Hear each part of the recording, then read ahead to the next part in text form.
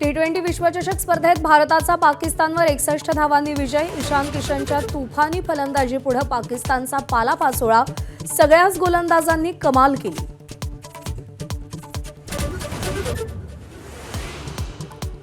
पाकिस्तानच्या खेळाडूंशी भारतीयांकडून हस्तांदोलन नाहीच। टॉसवेळी सूर्यकुमारनं हस्तांदोलन टाळलं, तर मॅच जिंकल्यानंतरही संपूर्ण टीम इंडियानं हस्तांदोलनाला बगल दिली।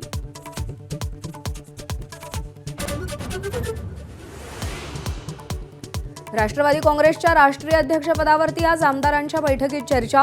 संध्याकाळी मुंबईत बैठक। राष्ट्रीय कार्यकारिणीच्या बैठकीच्या आयोजनाची तारीख निश्चित होणार।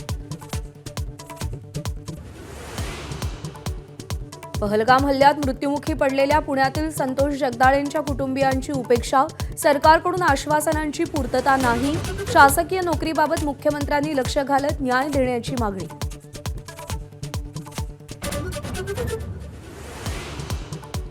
तज्ञ समिती मुंबई पुणे एक्सप्रेसवेचा अभ्यास करणार। गॅस टँकर अपघातानंतर MSRDCचा निर्णय।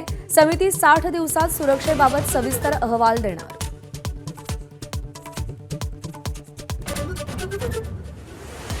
भंडारा जिल्ह्यातल्या लाखांदूरमध्ये कोट्यवधींची शासकीय इमारत धूळ खात वर्षभरापासून लोकार्पण रखडलं। नागरिकांचा संताप। इमारतीत जनावरं बांधण्याचा इशारा।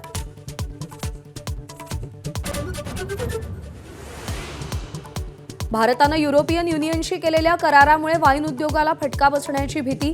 नाशिकचे खासदार राजाभाऊ वाजे यांचं केंद्रीय अर्थमंत्र्यांना पत्र। परदेशी वाईनवर आयात शुल्कासह इतर बंधनं लावण्याची मागणी।